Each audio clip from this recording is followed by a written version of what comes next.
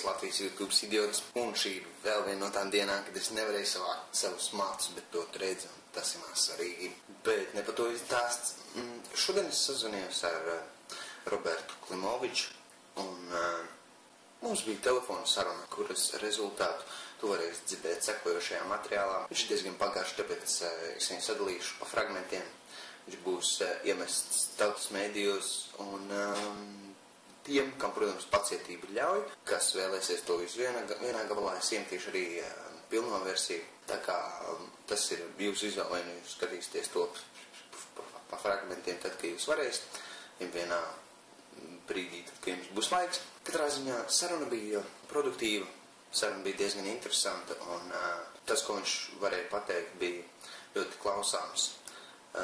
Katram ir jāpadomā, katram jāizdara secinājumi pašam, tā kā jūsu apspriedēji, jūsu vērtējumam interviju ar Robertu Klimoviču. Kā tu skaties, kā tu visā tajā, teiksim, politiskajā skatā iegāji?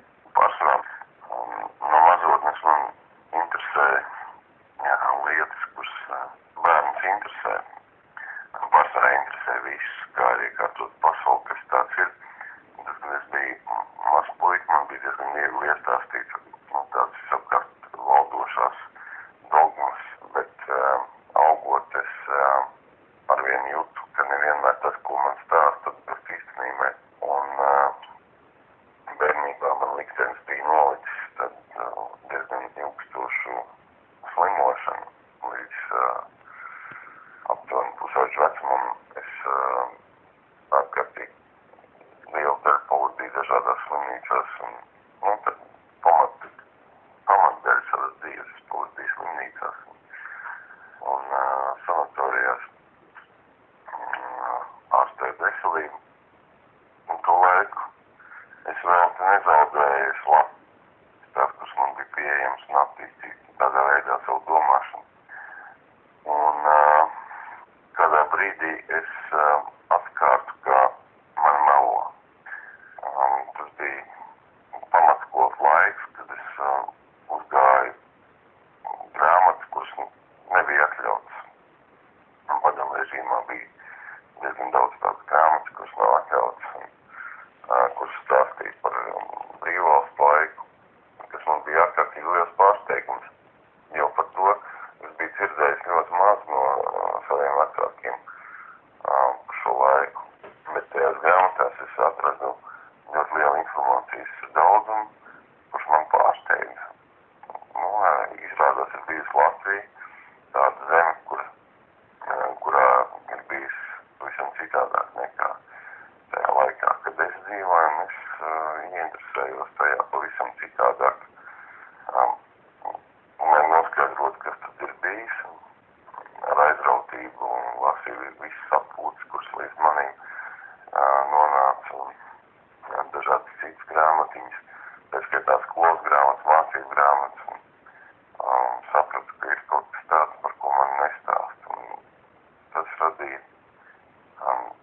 daudzos kāpēc.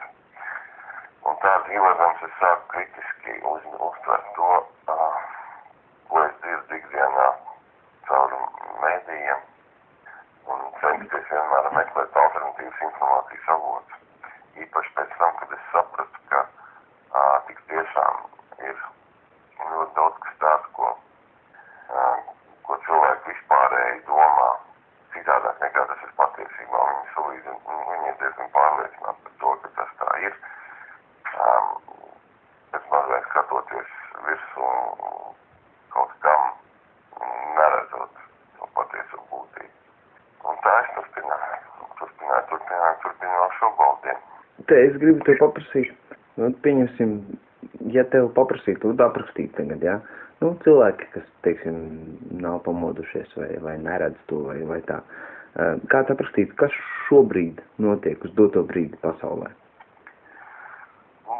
Tas ir visaptvarošs globāls process, kurš, protams, visdrīzāk nav paši cilvēku tādā tiešā varā, jo viss pasaulē notiekošais ir balstīts uz viena absolūta, mūžīga, nemainīga, noteicoša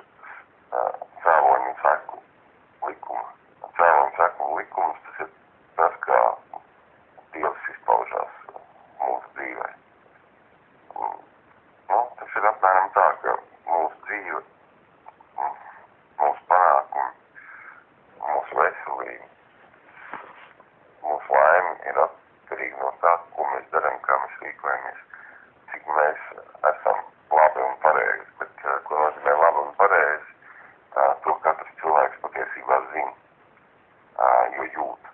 Saprāts vienmēr atbalsta tikai labās lietas, un ja kāds nezin, kā izpaužās divas cilvēkos, tas ļoti vienkārši. Mūsu sirdsapziņa, mēs vienmēr zinām, ka mēs darām kaut ko labu, mēs jūtamies labi. Bet, ja mēs darām kaut ko slikti, mēs jūtamies slikti. Un to slikti sajūtu var remdināt vai noslēpt ar kaut kādiem pašattaisnojumiem. Bet viņi vienalga ir, viņi reducējās pēc tam kaut kādās problēmās. Un, protams, cēloņiem, kad mēs nerīkojamies pareizi, vienmēr ir sekas. Tā ir tā mūsu alga. Un, ja kāds cilvēks domā, ka ir tie, kuri rīkojās slikti un viņi par to nemaksā, tad tā nav. Es esmu pilnīgi pārliecināts, ka visi samaksā par savām darbībām, gan pozitīvajām, gan negatīvajām, ja man pašam nācies.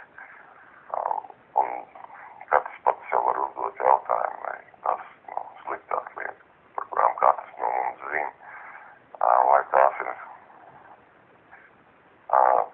nākušas atpakaļ cilvēkam vai nē. Lielākoties mēs zinām, ka tas, ko mēs darām nepareizi mūsu dzīvē, ka tas mums viss atspēlējās. Un pasaulē kopumā šis globālais process notiek tikai lielākā mērā. Un viena no visu ciešanu lielākajiem iemesliem ir neziņa.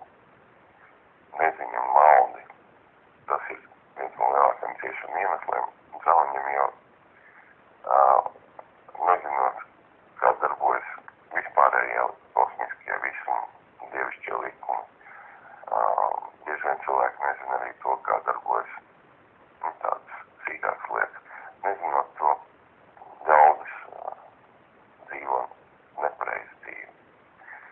Un līdz ar to ļaudis ir nelaimīgi. Un tad, kad cilvēki ir nelaimīgi, viņi visbiežāk meklē iemeslus apkārtējā, nevis paši sevī. Bet neziņa un maldis, tas ir galvenais ciešanu iemesls. Jo tas, kad cilvēks sāk saprast un zināt, viņi maina savu attieksmi pret notiekošo apkārt sev un pret sevi. Tad daudz kas mainās. Pasaule šobrīd ir tādā attīstības fāzē, kad cilvēki ļoti daudz cilvēku sāk redzēt un saprast pārmaiņas notiekošo. Teiksim, es esmu cilvēkiem man apkārt teicis, kad revolūcija sākās ar evolūciju. Nevis revolūcija brutālā veidā, bet, lai kaut kas tā krasi mainītos. Vai tu, es skatos, tu esi arī ezoterisks cilvēks. Tāds garīgs. Es esmu reliģisks cilvēks. Man ir reliģija, tāpēc man ir mazliet vieglāk. Tad, kad cilvēki nāk reliģijā, viņi bieži vien sajūta prātā, kļūst ļoti laimīgi vai tieši pretēji, viņi saprāts atgriežas un pastiprinās. Es ceru, ka man ir, es sev varu pieskaitīt pie tiem, kur saprāts aug, jo saprāts ir viena no svarīgākajām, ja ne svarīgākā mūsu īpašība. Saprāts ir tas, kas mums liek darīt pareizi, liek pieņemt, izpildīt, sajust pareizos lēmumus.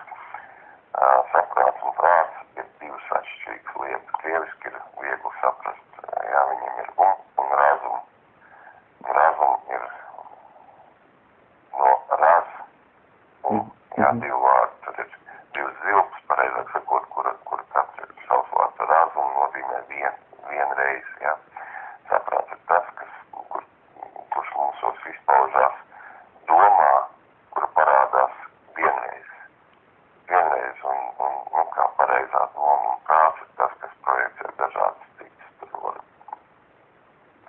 parasti mūsu ego, mūsu labklājībai it kā, labākus, pareizākus lēmumus, vai tas, kas mums ir ērtāk.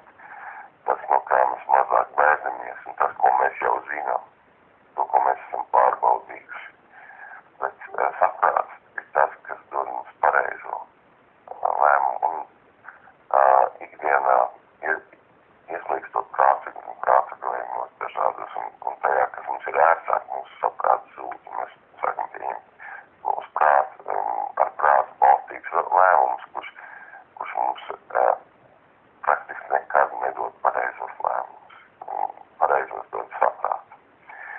Tad, lūk, esot reliģijā kādā, cilvēkiem saprāts pastiprinās kaut. Jo reliģijā cilvēki izvēlās darbības, kuras Dievs ir atļāvis.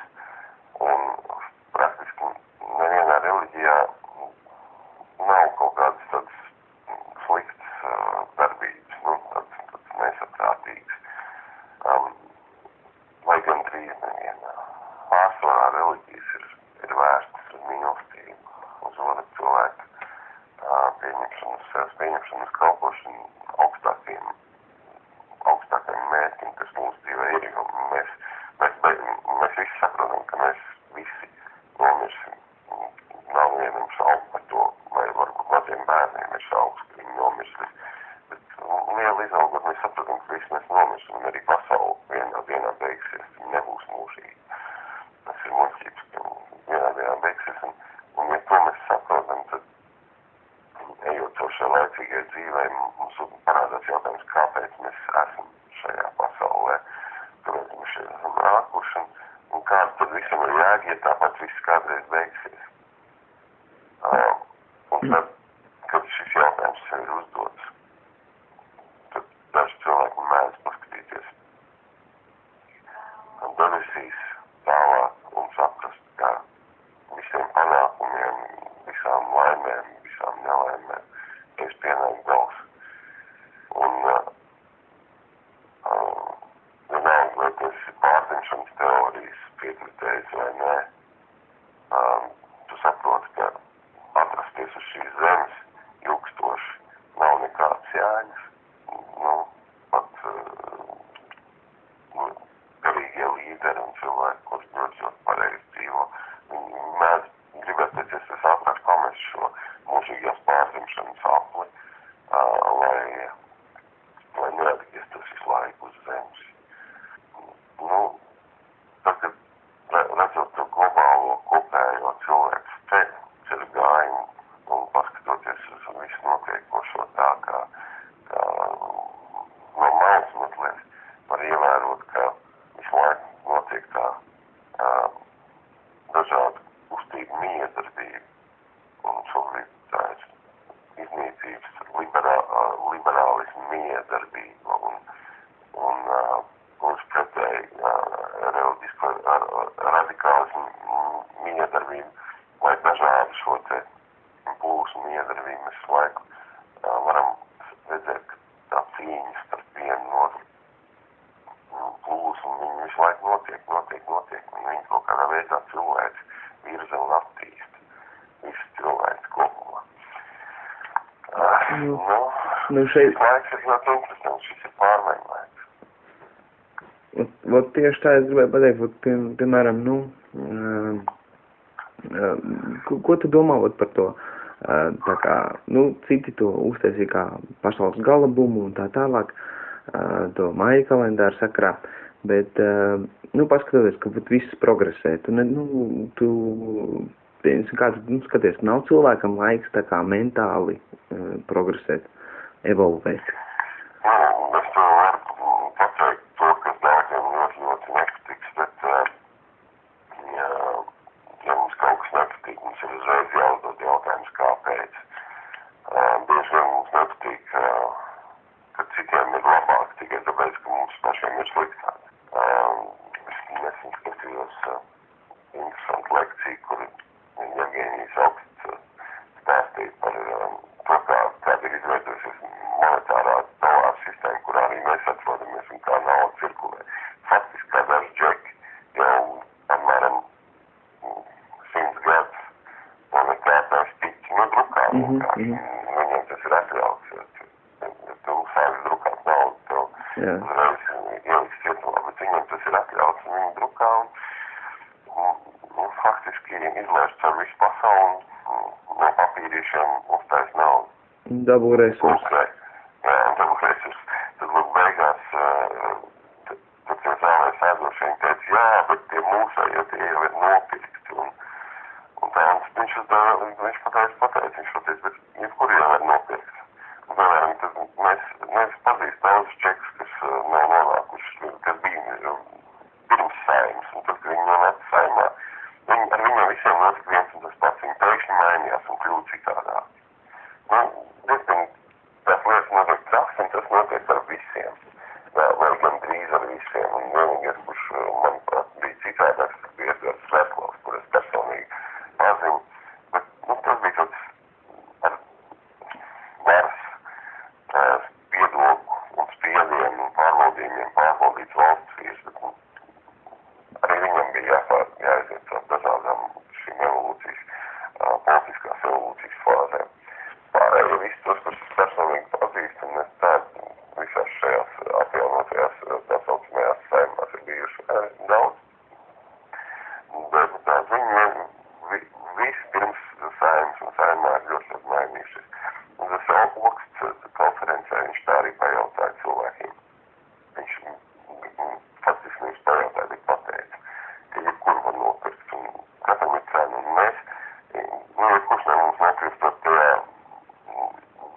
ļodiņā, tā saucamajā saimā, tur, kur tiek piedāvās dažādākie labumi, tur, kur vairs nav jāuztraucās, kā tu samaksās apkurs rēķinu, bet jādomā par to, kā tu var dabūt vēl kādu labumiņu.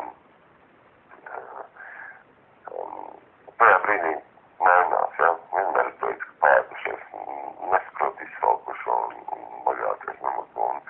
Un saimas cilvēkiem vēl ir tāda pārliecība, ka viņi ir, tie cilvēki, kas lietas grozi, tie, kas ir ievēlēti, izradzēti un tā joprojām, viņi tam labprātīgs, šim tautas priekšstāv statusam.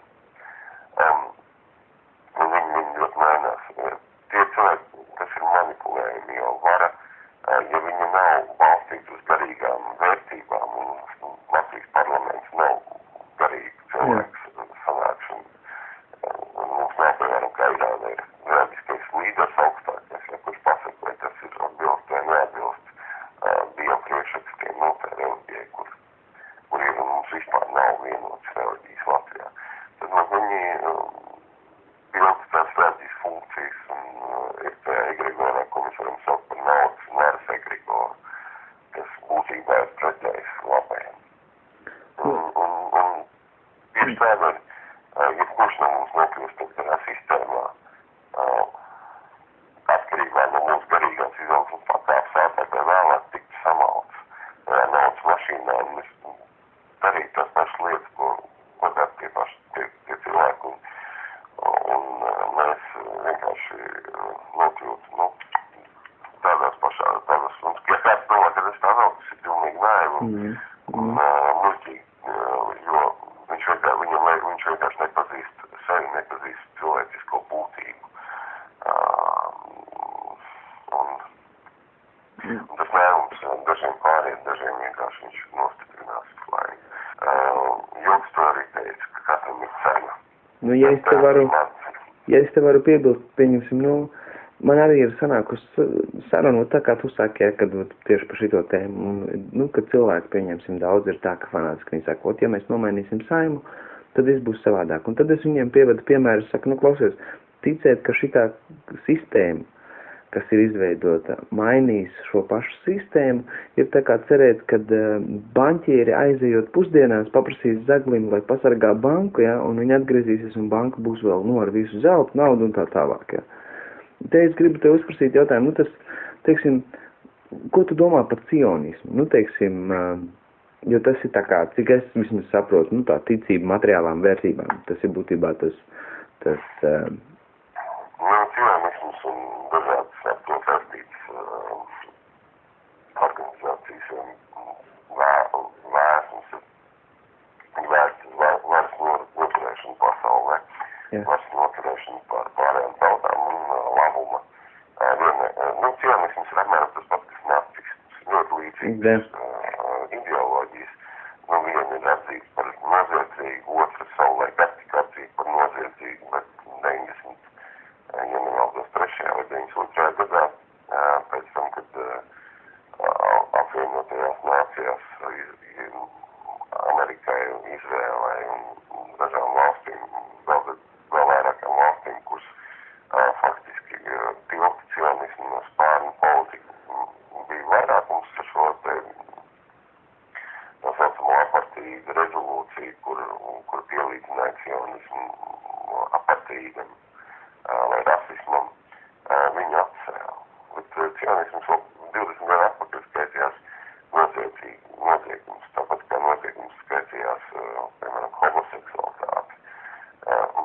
Ļoti daudz lietas tika mainītas gandrīz vienlaicīgi. Un cionisms ir ideoloģija, kura ir radīta uz dažādām jūdu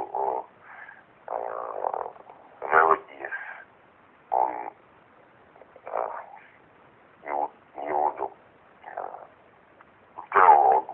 teoloģisko doktrīnu bāzēm, kur faktiski nozīmē tā galvenā lieta, ka jūdi ir izredzētie, ka tā ir izredzētā ļaužu grupa, kur ir izveidota, lai valdītu par pārējo pasauli. Un var ievērot, ka ļoti daudz cilvēku tā arī domā. Piemēram, es domāju, ka kristietības projekts, varbūt nevis sākotnējā versijā, bet gala versijā, arī šīs politiskās. Es nevienu kristieti negribu apvainot tagad vai cilvēku, kurš piedars pie šīs reliģiskās konfesijas. Bet skatoties tā kā no malas, izējot caur vēsturei un caur to, kāds bija Kristus un kāds bija sākotnēji kristieši. Un apkopojot zināmās lietas un salīdzinot ar kristietību mūsdienās, zinot kristīgās baznīcas tos ceļus, darbības šķelšanos. Es neticu, ka tik laba un brīnišķīga mācība, kā to kristieši tur mēģināja pateikt, varēja novest pasauli līdz kādam ārprātam, īpaši no kristīgās valsts, kādās tās dzīvos šobrīd. Tātad ar to sistēmu nebija kaut kas kārtībā, bet arī kristīgā reliģija cionismu radīs, jo tas ir izcils instruments iedot no tādu sistēmu, kurus vajag pakļaut. Un caur to teikt, ka mēs esam izredzētā tauta citiem. Kristieši, es ar daudziem kristiešiem esmu runājis par cionismu, arī par jūdu nozīmi. Viņi saka, tā taču ir izredzētā tauta, bet jāatcerās, ka Dievs nav ne žīds, ne ebrejs, ne latvietis, ne krievs. Ābrams ar Dievu bija pirmie cilvēki, tad viņiem nebija ne žīdi, ne ebreji, viņi vienkārši bija cilvēki. Tad, ja es varu piebilst, ir tāds viens labs teiciens, Dievs ir pārāk liels, lai viņu ielikt vienā reliģijā. Dievs ir ļoti liels un ar reliģijām ir interesanti, ka reliģija vēsture tā faktiski ir pasaules vēsture, kur mēs pazīstam. Un cilvēks vēsture un reliģijas, kā zināms, tāpat kā nav nesen mums bija lielākā daļai Windows XP, bet mazākā daļai Mac OS 4 vai 5, bet tagad mēs jau lietojam visam citas programmas, viņas tur visu laiku upgradeotas. Arī ar reliģijām ir līdzīgi.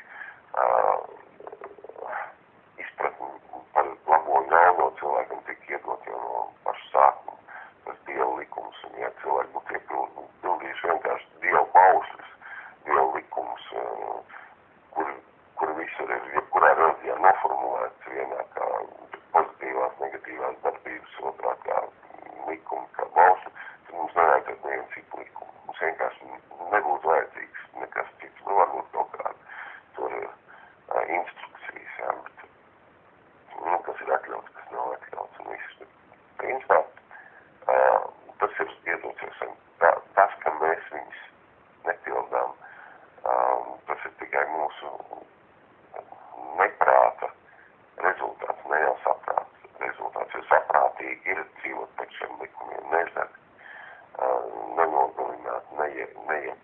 otru sievu, viss tā kā nemelots. Tas ir saprātīgi, un nesaprātīgi ir pārkāpts. Dieva reliģijas ir bijušas vairākas, tāpat kā programmas sistēmas, kuras ir dotas ļaudīm, un attīstoties cilvēcē arī visu laiku tika dotas jaunas. Tā programma visu laiku ir upgradeot, un mums nestrādā viss, protams, cilvēkiem visiem nav vienāda programma, vīriešiem un sievietēm tā ir atšķirīga. Arī dažādām tautām ir mazliet atšķirīgas šīs programmas, un arī reliģijas. Mēs cilvēki uzskatām par ka mūsdienās ir moderni runāt hardware, un reliģija ir software, jā. Yeah. Tad, tas ir ļoti ērti, lai saprastu. Yeah. Tik tiešām ir daudz šie softi, un katru, protams, sev uzskata par to īsto patieso reliģiju, un katru to definē. Un ķionisms ir radies arī viens no šādām reliģijām, vai vairāk ietekmē, kur ir vizija zinām ļaudis grupu, kur zina, kā strādā, okultās zinātnes vispār, kur zina, kā strādā. Yeah. Dažādas darbības, ķionisms zina, kā strādā, kā pārņemt varu, un tā kā jūdi savu mentālo dažādu īpašību dēļ un raksturīpašību dēļ ilgas laika, arī tas pašas kristietības dēļ ilgas gadus bija apspiesti, gan ebreji Krievijā, gan žīdi Eiropā. Tad viņi arī izveidoja arī īpašas brālības ordeņus, slepenas biedrības un instrumentus, kā pārņemt varu nevardarbīgi. Un faktiski augļošana, tas ir arī tas, kas tagad globāli uztur pasauli tur, un mēs arī Latvijā brīdi manām ar dažādiem tur ātriem kredītiem un banku darbībām. Augļošana, tas, kas, piemēram, muslimiem ir aizliegts. Muslimu bankas nedrīkst dot uz procentiem aizņēmumus. Pilnīgi neatļauts lietas, tas ir grēks. Tad cionisms caur naudas drukāšanu mēs, Federālā rezerva banka pieder 5 cilvēkiem, kas pārstāv dažādas Morgani, Rothschild, dažādas ģimenes. Karaliskā ģimene Britu. Tur nav latviešu. Jā. Vai Krievu. Šo instrumentu tur pasaules var. Un, ja kāds grib iziet no dolāra ārā, tad viņam sākās liels problēmas. Muamars Kadafī. Jā. Šobrīd persieši uz to iet.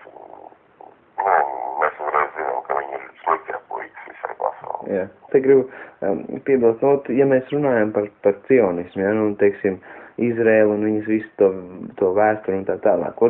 Tad, kad es, piemēram, dzirdēju par to tavu gadījumu, to visu to stāstu, par tavu personīgo, teiksim, saskari ar Izraēlas. Jā. Ja tu vari par to izstāstīt kaut ko sīkāk un varbūt, kaut ko tā. Tur ir daudz vēl ko stāstīt. Tēvis laikmets, ar Tēvis laikmeta aizvēršanu un visām darbībām, kas ar to saistījās, kad neko nevarēja mums piesiekt no likuma viedokļu, pretējā gadījumā tur būtu krimināla lieta un vēl kaut kas. Mums pateica, ka tas tā kā Krievijām ir tas teiciens, ka var, ja vajag, var pie kā grib piesieties, un piemēram pie stava, pie jebkura, ko tu te stāv, kāpēc tu esi vārds izkarinājis, noklausies sarunas, tu esi arestēts. Mums bija apmēram tāpat, ka vajadzēja visāds eksperts, varēja pietuvināt. Es atceros, ka man bija viena komisija, kurām tika īstā izvērtēta mūsu darbību, ko bija izveidojis Latvijas radio. Mans kolēģis Melnārs Ingiņš, kā viņa gaiši pateica, ka mēs aizgājām, protams, to mūsu argumentu nenoliedzami. Mums nevarēja tos argumentus apgāst, mums visu laiku stāstīja par kaut kādu ētiku un neētiku un tāds termins piemēroja, ko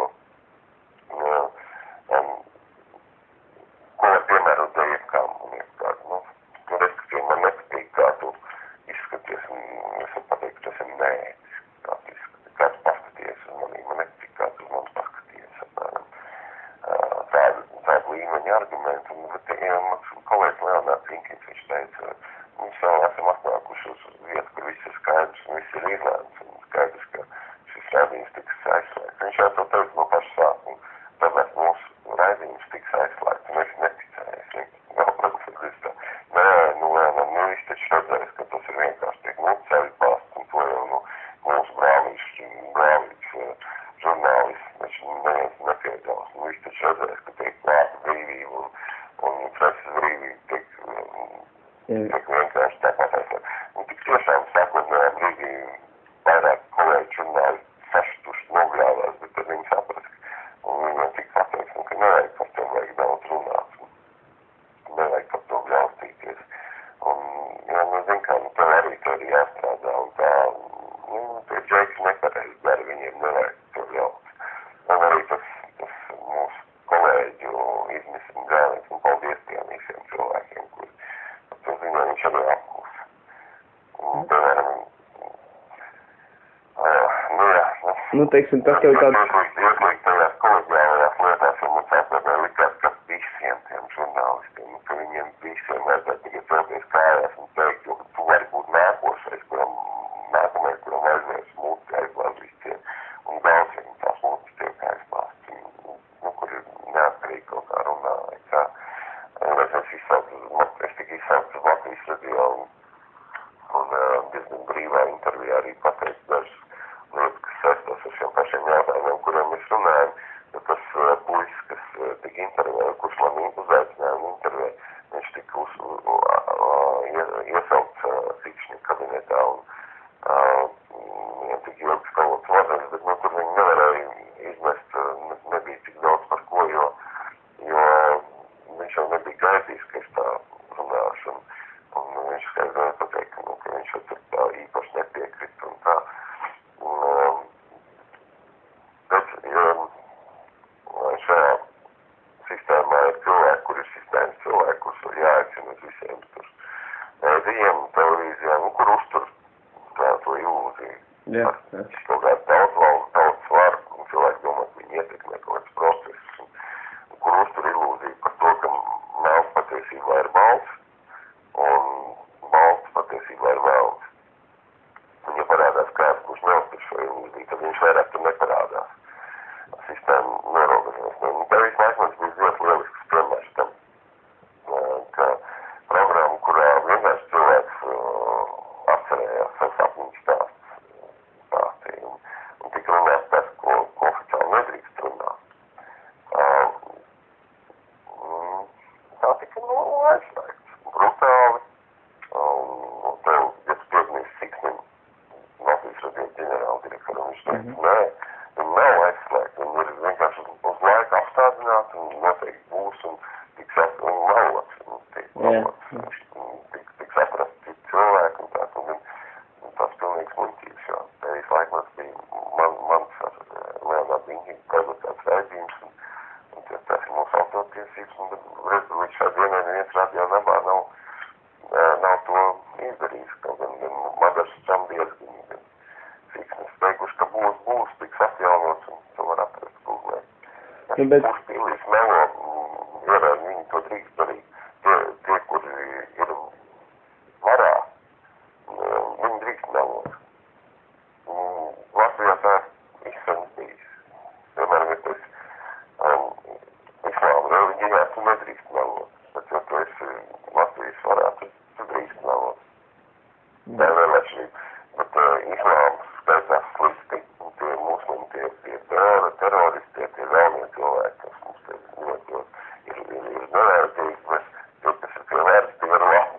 Nu, apmēram tādi, es saku, malts ir malts, un balts ir malts. Un kamēr ļaudis dzīvo tādā attīstības patāpē, ka viņi tam tic, viņi tā var pastāvēt, bet tas nenotiek mūžīgi, to arī jāsaprot. Un nav tā, ka tie cilvēki, kur ir varā un kur dzīvo ar šajos egregoros, tās varas pseudo-reliģijas ietekmē, ka viņi nesamaksā par tiem. Par savu rīcību visi samaksā.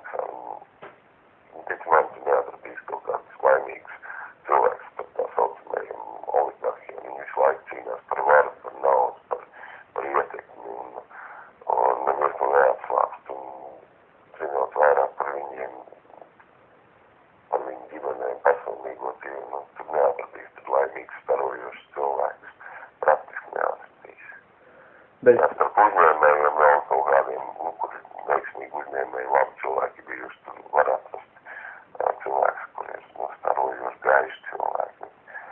Arī tādu nav daudz, bet, ja mēs nokļūstam tajā varas ešelonā, bet, daudz noticīgi cilvēkiem gribētos būt pašam. bet pieņemsim, tu neesi pēc tā domājis, ka varbūt ir iemesls paprovēt to tēvijas laikmetu uztaisīt vienkārši citā vidē, varbūt tas bija tas iemesls, lai tu uztaisītu kaut kādu to progresa ideju? Protams, ka tēvijas laikmets nav nosītrots pavisam, bet nolikts pauktiņā, maliņā, un es ticu, ka arī kaut kāds darbības notiek ar to, lai mēs būtu gaisā un runātu. Jautājums ir, cik daudz tas ir kādam vajadzīgs. Tas ir tas galvenais jautājums. Jo, piemēram, ja jums saka, ka mums vajag, un tad, kad mēs sakam, čeki, palīdziet, es varu kādu lapiņu un tā, lai mēs varam studiju iekārtot un izveidot tāds nepieciešamos minimālos apstākļus, lai tas produkts būtu kvalitatīvs. Tad mēs nevienmēr saskaramies ar tādu atbalstu. To, ko vajag daudz, var pateikt, bet viņam pasaka, tā, ko tas gatavs darīt, lai tas būtu, tad cilvēks vairs nesaka, ka vajag.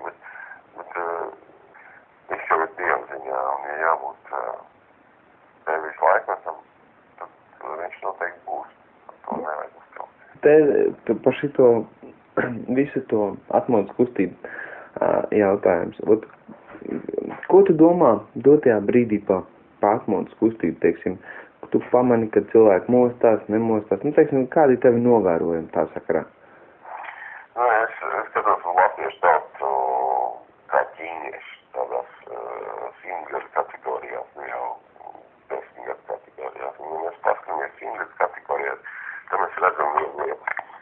Latvieši vienmēr ir bijuši taupu zemnieku tauta, un tā administratīvā vai elite, kas ir no mums pasies, viņi vairāk vai mazāk nāk no tām mužnieku novirzienu. Vakar man bija saruna ar vienu čečenu, un tā diezgan ilga saruna ar vīru Siriniem Matiem, kurš teica, ka mums ir pavisam citādāk sistēmas.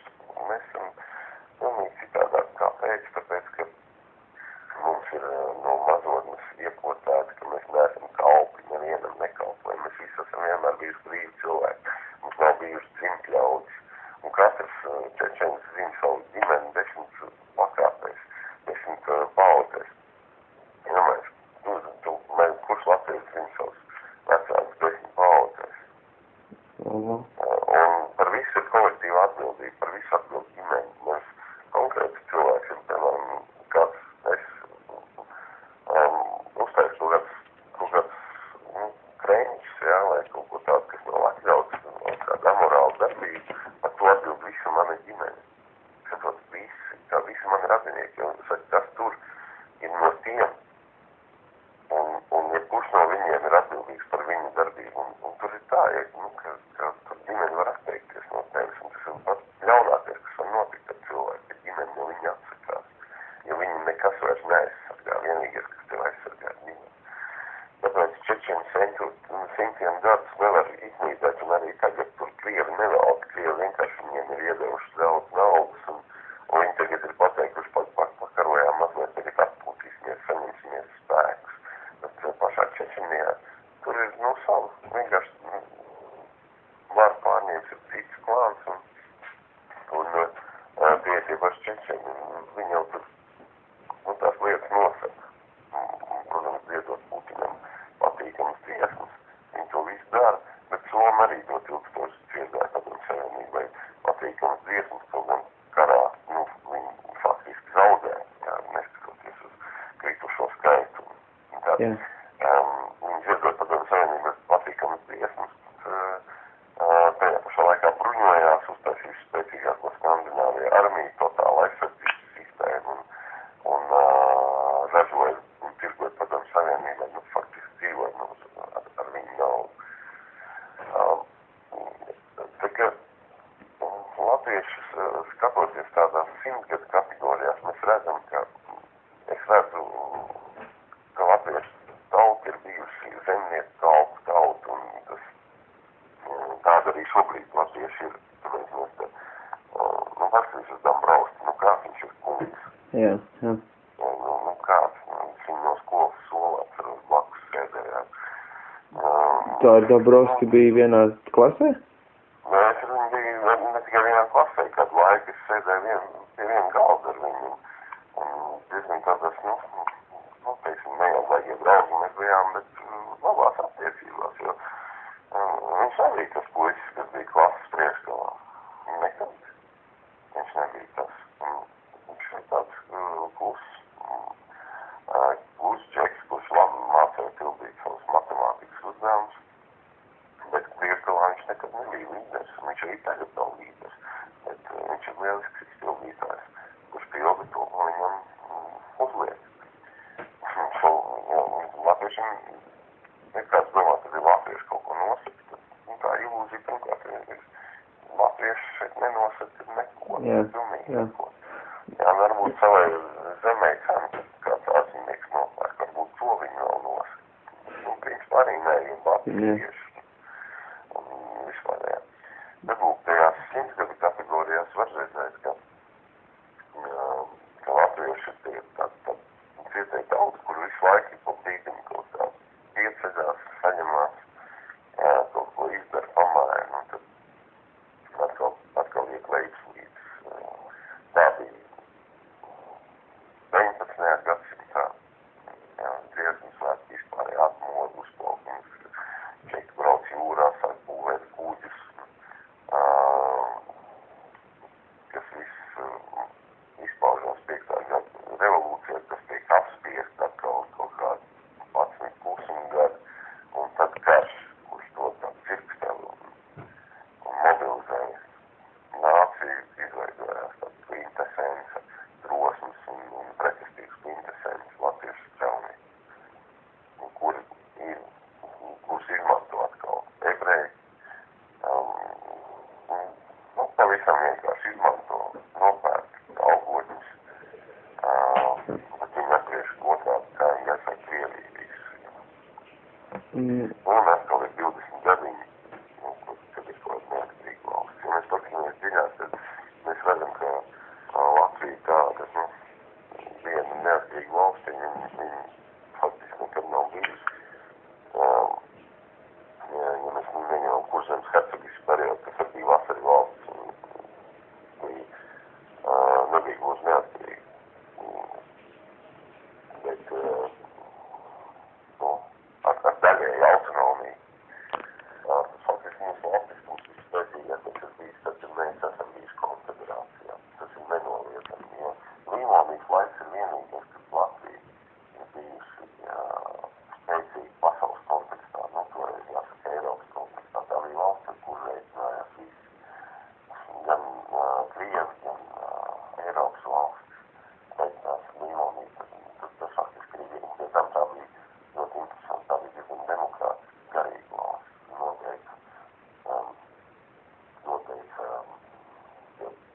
Ir daudzās mazākās sadaļas bīskapīs un noteikti kopēja valsts politiku. Interesanti bija kopējā padomjas. Tas vieniem lēmums, un, protams, bija mekķis, tas bija garīgs. Nevis vienkārši karaus, mēs tas bija reliģiski esam. Un Līmonija ir mūsu šodienas piemērs. Tā Līmonija bija valsts, kur sastāvēja no līdzvērtīgiem dalībniekiem, nevis tā kā Eiropas federācija vai PSRS. Tāpēc mums nejutāmies labi PSRS, tāpēc, ka mēs jutāmies apspiesti. Kāda ir atšķirība ar Eiropas Savienību šobrīd? Atšķirība praktiski nav nekāda. Jā, tikai viena ir redzama, otra neredzama. Trīs atšķirības. Tās atšķirības es saskaitīju, ka nav mums nebija sava nauda Padomu Savienībā, bet tūlīt arī nebūs. Jā. Tas jau arī ir izlēmts. tos tur citur. Un tad mums Padomju Savienībā vēl brīžiem nebija savas armijas.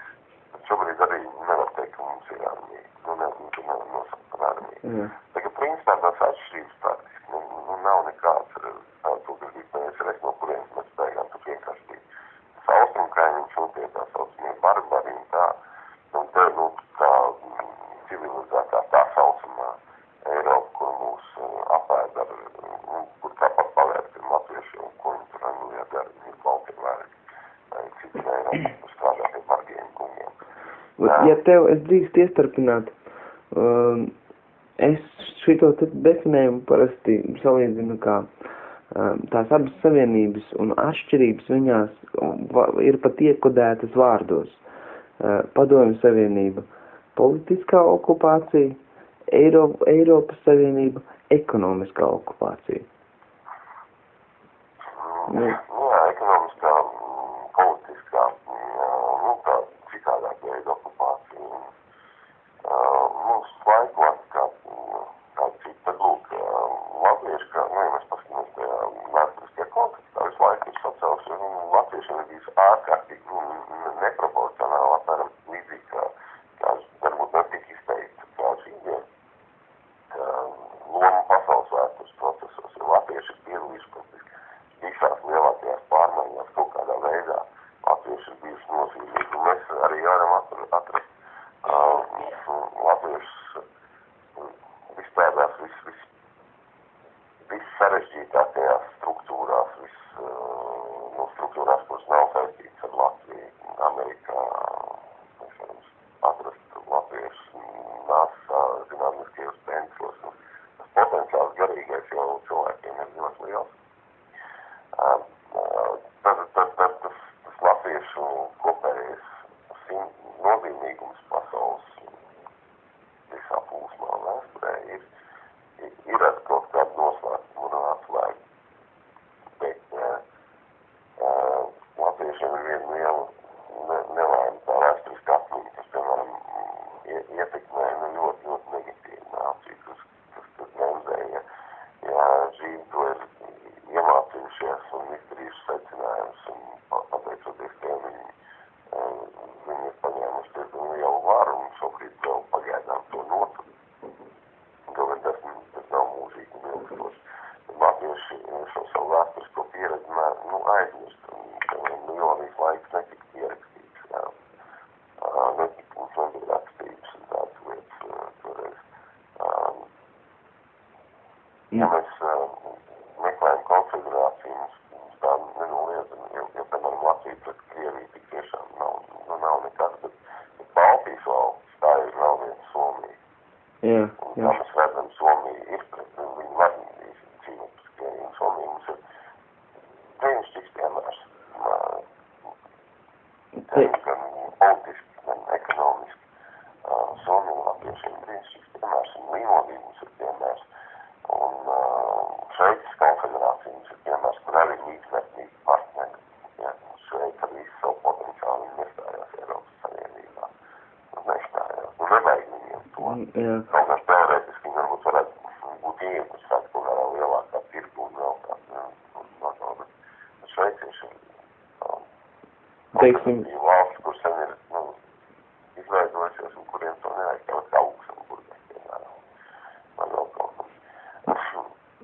Bet, es to izteikt, ka ja mēs paskatāmies uz vēstures kontekstos, mēs skatāmies, ka mēs uzkāpjam uz tiem pašiem grābekļiem, mēs atkārtojam tās kļūdas un ja Hercega Jākava lielākā kļūda bija tā, ka viņš neizveidoja spēcīgs bruņotos spēkus armiju.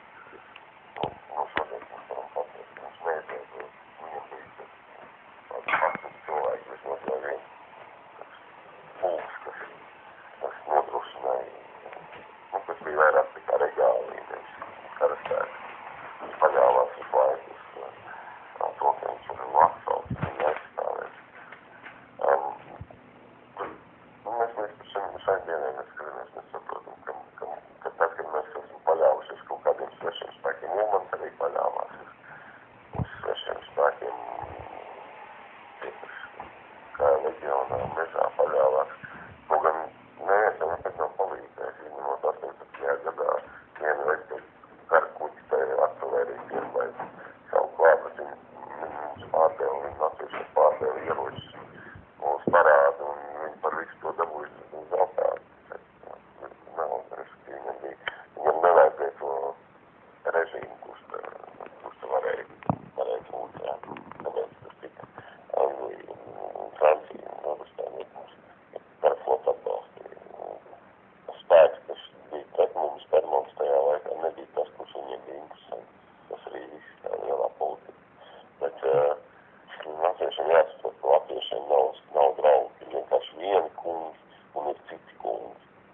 kuriem viņi kalpo.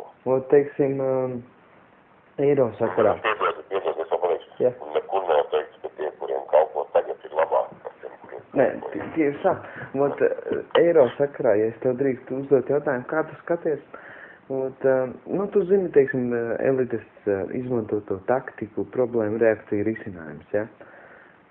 Un ja viņu ataino, ja pāanalizē krievalodīgo referendumu, tad to haitu, to trakumu, ko mēdī sacēla pa izmaksām un izmaiņas referendumu likumā, tu nedomā, ka tas bija likums saistībā ar eiro, pieņemsim to visu propagandu, kas tagad notiek?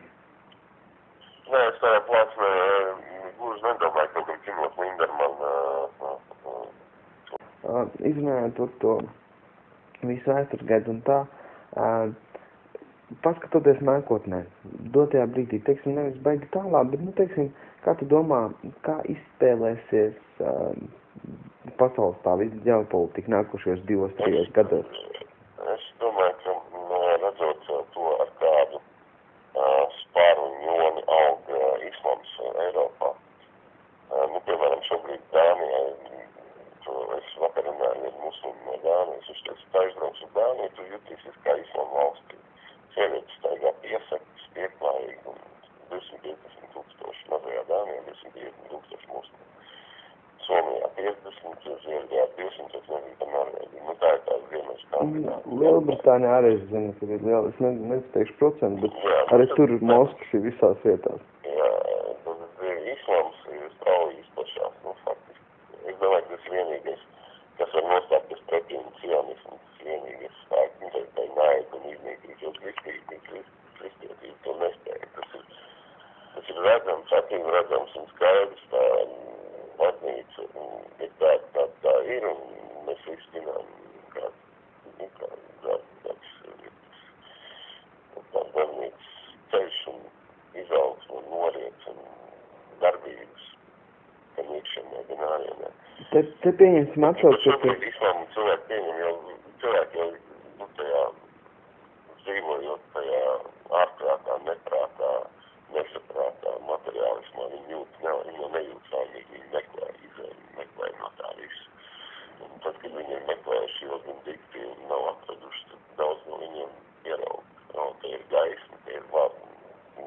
Kad parunās ar muslimiem, tiem rietumu muslimiem, kuri pieņem šīs un redzējis priecīgs, laimīgs cilvēks ar gaišās skatiem, kas saka, ka iet kaut kādās cīņās, tur karot un tās patiešām, nav jēgas. Viņš saka, mēs būsim tik, un tad mēs būsim tik, un tad mēs būsim tik, un vēl pēc 15 gadiem redzēs. Tā būs pilnīgi cita bilde. Eiropa, tā saucamā, būs pilnīgi cita bilde. Bet, teiksim, atgriežoties pie tā tava iepriekšējā koncepta un tā salīdzinājuma, piemēram, par tām, tā kā XP, to te Mac OS un tā tālāk, pieņemsim tā doma, ja cionismu mēs pielīdzinām kaut kādam, pieņemsim, uzhakotam Windowsam 95, un, piemēram, kristietība tagadējā tajā samaitātā izpratnē ir kaut kāda vēl cita operētāja sistēma, kas netiek klāt, lai teiksim, athakotu prātus, tad varbūt muslims ir tas, kam ir tas kaut vai nedaudz tas potenciāls to izdarīt. Islāms ir ļoti liels spēks, un tā kā tā ir pēdējā reliģija, ko Dievs ir devis cilvēkiem. Protams, ir dažāds vēl tur aušim ring, visāds tur sekts, kur ir parādījušies līderi, kur ir nodefinējuši, ka viņi ir Dieva sūtņi un tā tālāk. Bet ar pravietu Muhamedu tas ir diezgan ar islāmu. Visi ir vienkārši tie cilvēki, kur sāk pētīt islāmu, nevis vienkārši klausās, ko avīzes par to rakstu un saka, tas ir mums sveši, tie ir arābi, tāds stereotips, kurš mums jau sagatavo prese. Tie, kur sāk pētīt islāmu un Korānu, piemēram, viņi saprot, ka tā tik tiešām ir Dieva vēsts, jo tās brīnumainās lietas, kas ir minētas Korānā un pareģojumi, viņi visi vai ir piepildījušies, vai nepiepildījušies. Un Korānā zinātniskā nozīme zinātnieki, kur ir saskārušies ar Korānu, ļoti daudz pieņēmuši islamu zinātnieki, kur ir gudri vīri, un tie nav arābi vai kas, kā beduīni, tuaregi, kuriem nav nekāds izglītības, jo Korānā ir tādas lietas minētas, kuras zinātne atklāja tikai simtiem gadu pēc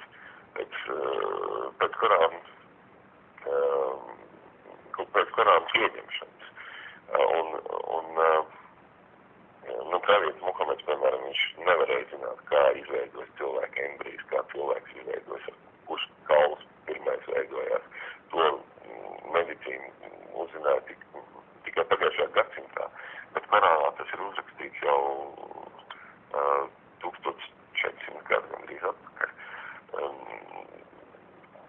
Korānā ir pateikts, kā veidojās visums, ka visums nepārtraukt aug. Tas iepriekšējos rakstos nebija pateikts. Un pravietis Muhameds, viņš nevarēja to nekur izlasīt, viņš bija kā analfabēts, viņam nebija izglītības. Viņš pat rakstīt neprot, viņš deklamēja to, ko viņam deva. Un tādas lietas, tie, kuriem interesēs, internetā atradīs Korāna zinātniskos brīnums, to vienkārši to cilvēks nevar izdomāt. Tie, kur papēt, viņi saprot, ka tā ir Dieva vēsts, un, piemēram, evaņģēlijā ir pretrunas, un vecajā darībā ir pretrunas, un pat tā vienmēr tur strīdās ar kristiešiem diskutē. Bet Korānā nav viens pretrunas. Ja būtu, tad viņš tad jau būtu tur apgāsts, un viņi tur nav pretruni pašā Korānā. Tā kā viņš ir pilnīgs, un sistēma ir ļoti vienkārši. Tie cilvēki, kas saskarās ar islamu, tāpēc islams ir ārkārtīgi liels spēks, jo islama galvenās priekšrocības ir saprotamība, skaidrība, pilnīga sistēma, kas cilvēkam vienkārši viņi tiek iedot lūdzu, vērt vienkārši to, kas ir rakstīts un nedara, kas nav, un tev visu dzīvē būs labi. Un tie cilvēki, viņi sāk mēģināt, viņi to dara, un viņi jūt, ka viņa dzīvē ir pārmaiņas, un tas strādā, tā sistēma. Tas galvenais strādā. Ja 11 gadus arābu ciltis, beduīni, tuaregi, kuri ir neizglītoti, mēs varam teikt mežoti, jā, tas būtu augstprātīgi, bet mēs varam teikt analfabēti.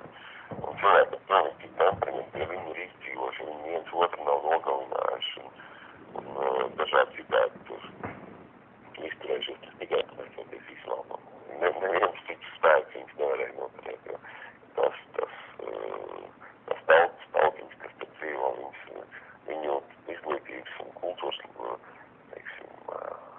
inteliģences līmenis ir pavisam citādāks nekā mums, bet viņi dzīvo un viņi pat ir laimīgi.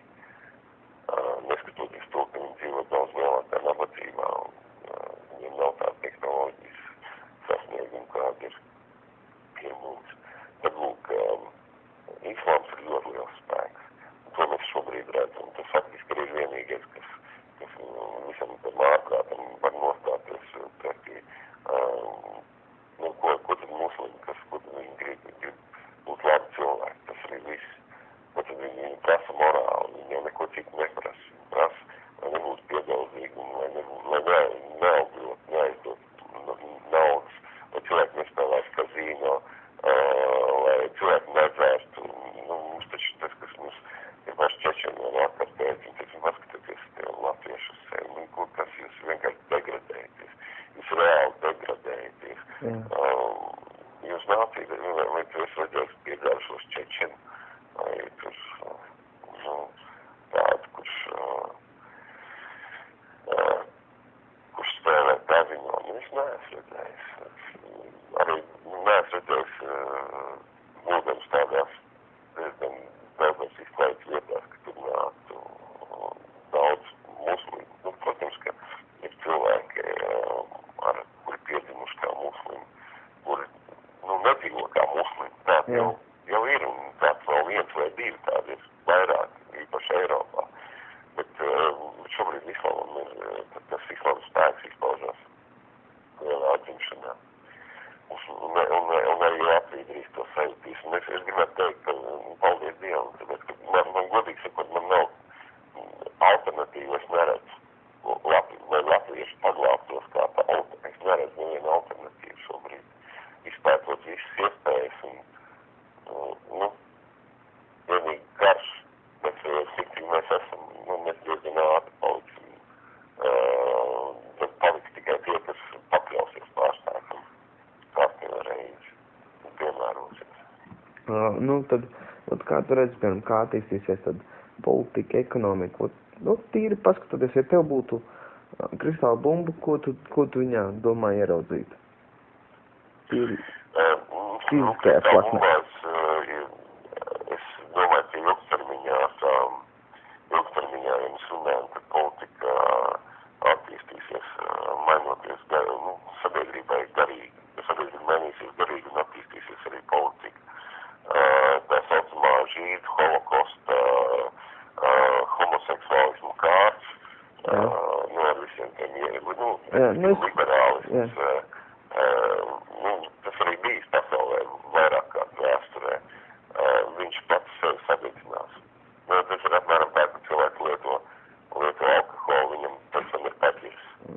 Un atsakās, ne? Sabiedrība arī palietos to liberālismus. Nu, liberālismus šobrīd kā alkohols sadarsies kārtīgi, un tad būs paģis. Paģis būs ļoti smags, sāpīgs.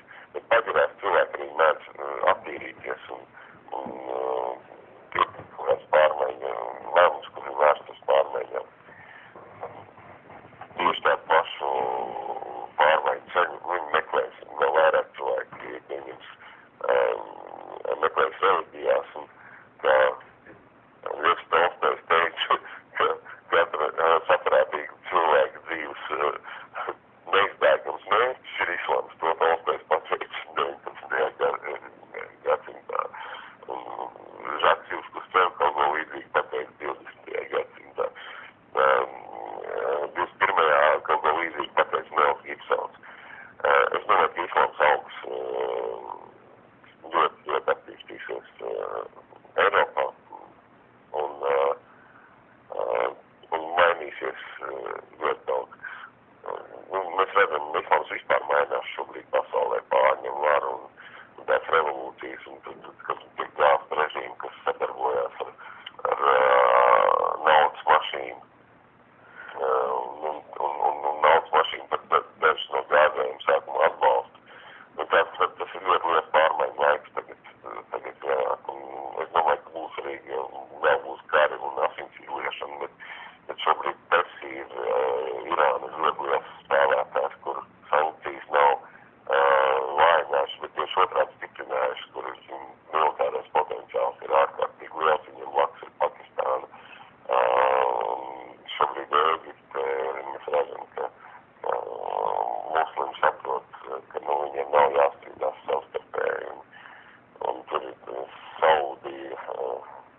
Saudija šobrīd ir tas amerikāņu, tas lielais draugs un militārais spēks reģionā, kas it kā var sašķelt islāma pasauli, bet zinot to, ka Saudārābijas karaļa brālis princis iet toalets mazgāt, lai būtu labāks muslims un sēž ar brāļiem uz ielas un ēd. Vērts tāds lietas, ko, piemēram, tu nevar iedomāties. Britu karalieni dara, ja. Viņš šeit kalpo cilvēkiem, ja viņš grib būt labāks muslims, tāds kā bija pravietis. Pravietis savukārt bija cilvēks, kur visi cienīja, kāpēc islams izcēlēs, viņš bija tik taisnīgs un tik labs, gan valdnieks, kurš nebija valdnieks, kurš bija cilvēku kalps. Un arī šie valdnieki viņi mēģina un Korānā tas arī ir uzrakstīts, ka beigās islams uzvarēs visas pārējās reliģijas, viss piepildās. Korāna pareģojumi viss piepildās. Arī to, ka žīdiem būs jāatdod savu varu. Viņi pieredzēs vēl atbildīt par visiem saviem asiņainiem, noziedzīgiem darbiem, ko viņi ir izveidojuši pēdējos 200 gados vismaz pasaulē. Cilvēki, kur meklē savus garīgos, es nevienu neaicinu tagad pieņemt islamu, tāpēc, ka katrs to izdarīs, ja jutīs, ka viņam tas ir jādara. Bet iepazīties gan pirms noliekt kaut ko un pateikt, ka tas ir kaut kas slikts un mums svešs un sāstīt, ka mēs esam te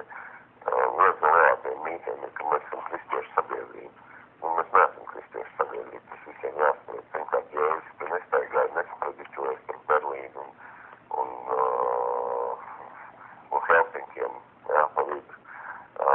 Otrkārt, kristietība tika apnesta, un tā kristietība ir arī solis uz islāmu muslimu kristiešus, kad par cilvēkiem, arī Jēzus kā pravieti ļoti augstu vērtē un cienu un nenoliedz.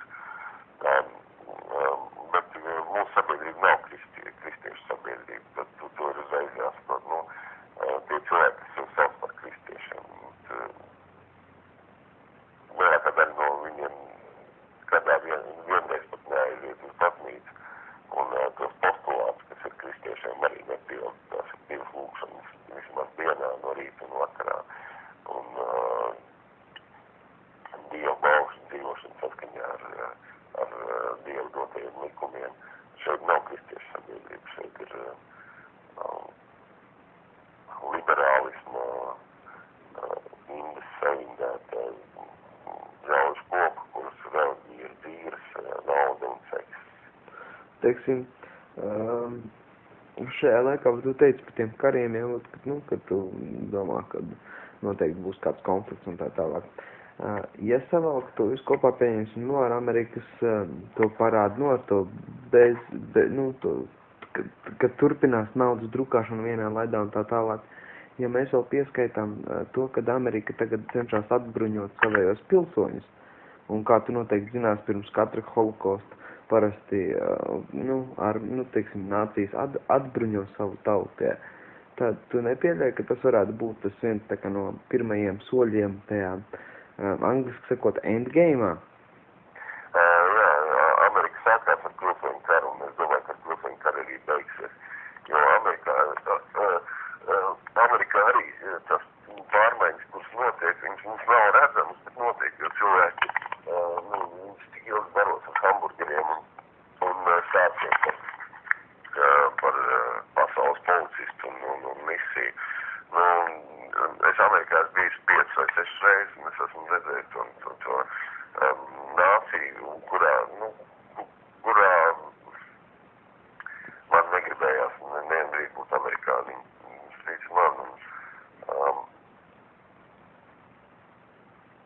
Faktiski šobrīd viņu reliģija ir ēdiens un tas pats dolārs un televīzijas šovs. Ja? Kāpēc tāda nācija dzīvo? Viņi dzīvo visu laiku graužot, gremojot un skatoties televizoru. Tāpēc, ka zem cionistu kontrols. Jā, bet laimīgi, saprot, tikko viņi izslēdz televizoru, viņi ir nelaimīgi, viņi jūtās. Tikko viņi pārstāj gremot, viņi jūtās nelaimīgi. Kaut kādā brīdī arī tas, tāpat kā ar narkotikām, tas strādā līdz brīdim, tev visu laiku vajag palielināt devu, saprot? Jā. Tā tauts paliek nenormāli rēst, viņi atsūta staukus, izgriež, taisa operācijas, visu kaut ko, bet viņa, tas nebeidzam nevar, tam burbulim jāplīst, tāpat kā narkomāns, viņš kaut kādā brīdī vai nomirst, vai viņš saprot, ka jāmaina savu dzīvi. Jā. Tu nevar bezgalīgi to darīt, tāpat par burbulis, bet kā ķīnieši visi jāskatās 100 gadu kategorijās, ja cilvēki, kas ir daži gadi un tā, tas ar nāciju, ar valsti, tas ir mazliet ilgāk, un, Amerikas tagad ir 250 gados ir izkarojis 150 kārs, neviens cits valsts nav tik daudz karojas. Jā. Un šobrīd, vēl, piemēram, 20 gadu atpakaļ Amerikā, tā bija tāda labklājības oāze, ja? Cilvēki tur pēc Vietnamas kara nekrakoja un nesteigā pa ielām beigās demonstrācijās, un tur bija tādas šausmas, kā šobrīd, kad viņi vajās. Un kaut kādā brīdī tas viss beigsies. Es domāju, ka beigsies ar vēl vienu pilsoņu karu, jo tik tiešām bruņošanās šobrīd tur ir liela. Arī Amerikā internets bija tas, ko negaidīja. Ja? Tas galvenais, tas, kāpēc tu dari ļoti labu darbu. Es domāju, tas ir Dievam tīkams darbs. Pirmkārt, tas ir tev pašam tīkams, tāpēc, ka tu meklē patiesību. Un, ja tu meklē, tad tu arī daudz ko uzzini, atrod. Ja nemeklē, tad visdrīzāk, ka nē. Jā. Un otrkārt, tu to aiznes citiem, to, ko tu uzzini. Un internets ir tev devis iespēju, arī man tas dod iespēju. Un Amerikā jau cilvēki pat gremojot kaut ko lasu, un brīdī, kad viņi saprot, ka kaut kas nešķimē to, ko viņiem stāst un to, ko viņi jūt, viņi meklē to, ko CNN vai BBC vai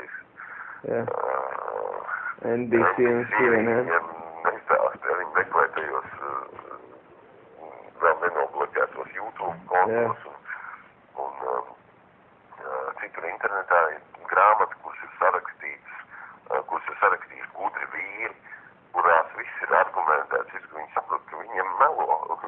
Pētīgi masos, viņiem melo, vienkārši tā nekaunīgi melo un stāsta pilnīgākās muļķības. Un tad viņi vairs netiks, tad viņi meklē citu gaismu savotu. Un Amerikā arī diezgan daudz muslimu, amerikāņi ne jau tur atbraukušie, bet valstī amerikāņi ir jau dzimuši muslimu. Un tas tā kā, es saku, islāma nozīme pasaules vēsturē tik tiešām ir nepārvērtējumi un pravietojums par to, ka islāms uzvarēs visas pārējās reliģijas. Man nav iemeslu neticēt nekam no Korānā rakstītā, un šis pravietojums izskatās, ka ir tas. Un man liekas, ka latvieši sev ļoti atvieglot dzīvi. Iedomāsim, mēs, piemēram, uztaisam līdzīgi, mēs visi pieņemam islāmu. Kas ir briesmīgs tajā visā? Cilvēkiem jau pietrūkst tās informācijas. Bet kas notiks, ļausim latvieši kļūst par muslimiem? Ko parasti latvieši domā? Latvieši baidās, pirmkārt, no visu tā, ko viņš nepazīst. Šausmīgi baidās. Un tad viņam liekas, vai sievietes būs tur pakļautas, tur apspiestas, vēl kaut kas, kaut kāds tāds lietas, un tur staigās garos palsakos pie ielu, vēl kaut kas, vai ne? Tas priekšstats, kas varētu rasties, lai vidusmēr latvietim. Tagad es pateikšu uzreiz, kas būs. Pirmkārt, tiks aizklapēts ciet visi progi, kur dzer. Un tas, man liekas, baida cilvēks patiesībā vairāk, ka viņi nevarēs kost. Iedomāsim, ja šajā brīdī mēs novākam no galda alkoholu, ko latvieši dara, brīvajā laikā, kā viņi izklaipies, kā viņi dzīvos vispār. Nebūs neāk. Viņam alkoholu, kā viņi nezin, kā vispār dzīvos. Otra lieta, par to, ka ja noņems alkoholu un tā deģenerācija varēs varbūt iemācīties dzīvot citādāk, un tas nenozīmē, ka sliktāk, vienkārši cilvēki nezin, ka var dzīvot skaisti, laimīgi, priecīgi, nedarot. Deģenerācija tādā ziņā apstāsies. Otrakārt, nebūs malsīgi tādi, sievietes nestaigās plikām pakaļām pa ielu, un ģērbs ir pieklājīgi, tik kā vēl mūsu vecmāmiņas ģērbās. Tas arī nav nekas svešs, tas vienkārši ir pieklājīgi. Mūsu vecmāmas un vecvecmāmas ģērbās tā, kā muslimu sievietes šobrīd ģērbās. Nikabs un lapiešu sieviešu lakats bija ļoti līdzīgi. Kas vēl notiks? Lombardija, tiks aizvērt bankām, tiks neļaus dot kredītus augļošanu, kas ir sionismu un tās naudas vairs pamatā augļošanu. Būtībā, Kas vēl uzreiz pārstās, viss tās mēs neredzēsim vairs kaut kādas kaziņos, laimēkās. Laimēkās. Faktiski viss tas briesmīgais, kas mums šobrīd ir, tas viss pazūd. Tas viss briesmīgais, bet cilvēki tā baidās un paši palas krīt ar visu vai šausmas, SMS kredīti, vai šausmas mūsu dēļ parādu jūgā, vai šausmas mēs nodaramies, vai šausmas vientuļās māsas bez ģimenei, vai šausmas bez viņiem pats. Tas ir rīks, ar ko ir zāles. Tas ir tā kā slimniekiem daudziem, kuriem alkoholiķiem ir tev jāpārstāj dzert. Nē, man viss ir kārtībā. Pašam ir problēmas, man nav. Bet tad, kad viņš piedzerās, viņš saka, nē, es vairs nedzeršu, tas ir briesmīgi. Mums ar sabiedrību šobrīd tādā liberālismu murgā. Bet paģiris būs. Paģiris jau tagad ir.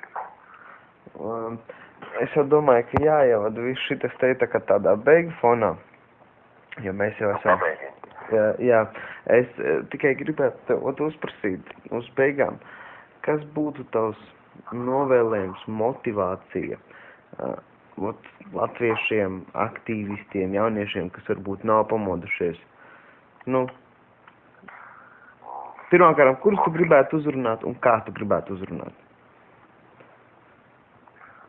Zini, es laikam gribētu uzrunāt tikai tos, kuri gatavi dzirdēt. Un tie, kuri gatavi dzirdēt, tie parasti, pat tad, ja viņiem kaut kas nepatīk tajā, ko viņi dzird, liekas kaut kas nesaprotams un izraisa iekšēju protestu un argumentu, primāri padomā, kāpēc viņiem tas nepatīk, vai kāpēc viņiem tas izraisa protestu. Un otrkārt, tie, kuri gatavi dzirdēt, viņi nesaka, nē, tā nav. Un saprot, ka es domāju nenozīmē, es zinu. Ļoti superīgi, šitā frāze super. Un kāds novēlējums? Novēlējums iepazīties ar to, ko viņiem, tas ir mans ceļš bijis. Es viņiem, protams, novēlu man ceļu iepazīties ar to, ko viņiem nedod, vai neļauj iepazīties, vai ko iepazīties viņus neatbalsta tā valsts, oficiālā mēdīju sistēma, skolotāji, kurās viņi dzīvo. Un faktiski tā galvenā pamatformula, ja jūs gribat būt laimīgi, tad jums ir jārīkojas tā, kā rīkojas laimīgi cilvēki. Ja laimīgs cilvēks nāk no baznīcas, ej līdz viņam uz to baznīcu. Ja laimīgs cilvēks nāk no mošejas, ej viņam līdz uz to mošeju.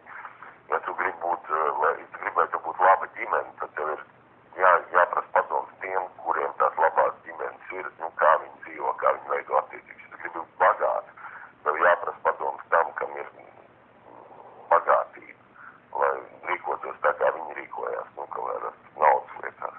Un tā arī, ja tu gribi garīgās atklāsmes, jārunā ar garīgiem cilvēkiem.